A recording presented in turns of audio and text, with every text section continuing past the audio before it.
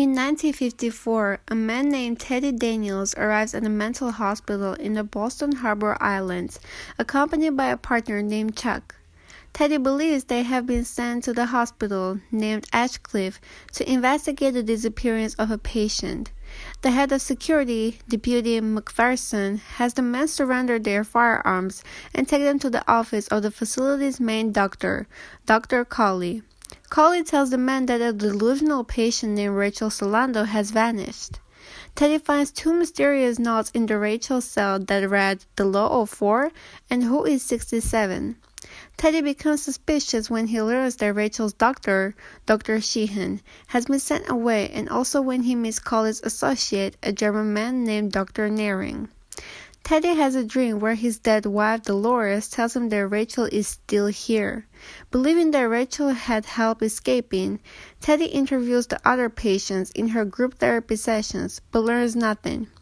Marooned in a shelter during a storm, Teddy tells Chuck that the arsonist who killed his wife, Andrew Ladis, should be at Ashcliffe, but is seemingly missing.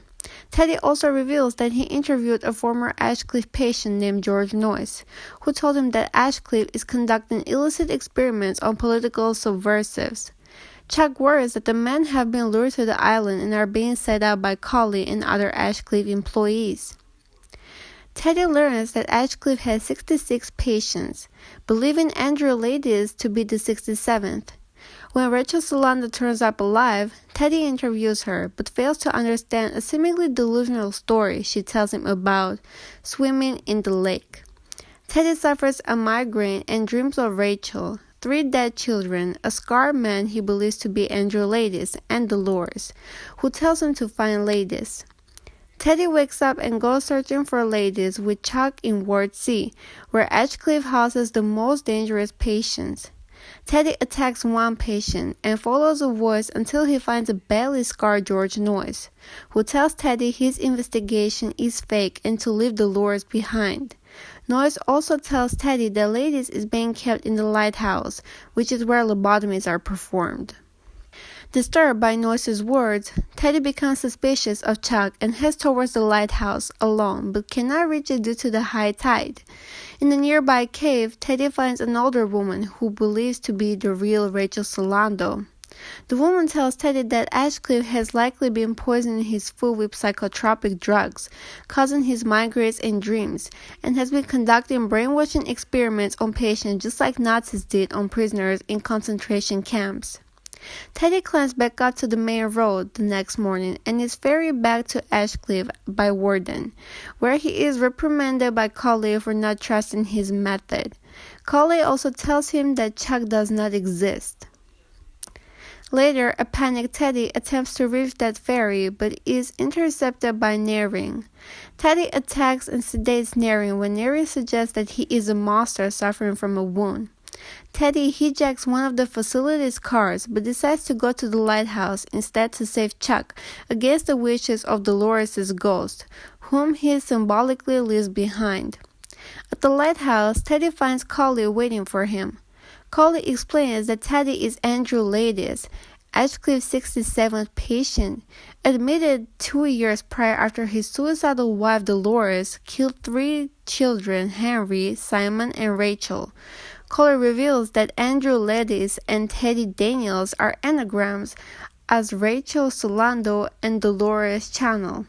Teddy is horrified to learn that the last 2 days have been radical cutting-edge role-play, in which everyone around him has performed for his sake, including his psychiatrist Dr. Sheehan, who has been posing as his partner Chuck.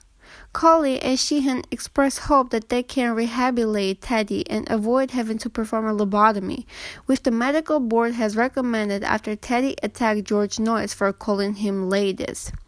Cawley reveals that Teddy inhabits a delusion in which he is a U.S. Marshal investigating a disappearance in order to avoid reckoning with traumatic events in his own past.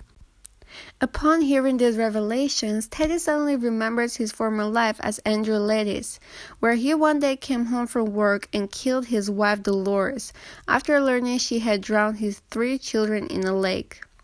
The next morning, Teddy acknowledges his traumatic memories, but Collie warns that he has broken through before and subsequently regressed. Soon after, in a conversation with Chuck, Collie's suspicions are confirmed as Teddy lapses back into his U.S. Marshal persona. Teddy asks Chuck whether it is better to live as a monster or die as a good man, and walks in the direction of the lighthouse with Collie and others. The plot twist at the end of the movie leaves all of us with millions of questions. Like, was Teddy truly a patient suffering from schizophrenia? Or was he being drugged by the doctors all along, just as the woman hiding in the cave had said, so that the mental facility's dark secrets won't be revealed? This is one of my favorite movies that I have sat and watched without glancing away for even a second, so I highly recommend everyone to watch if they haven't yet.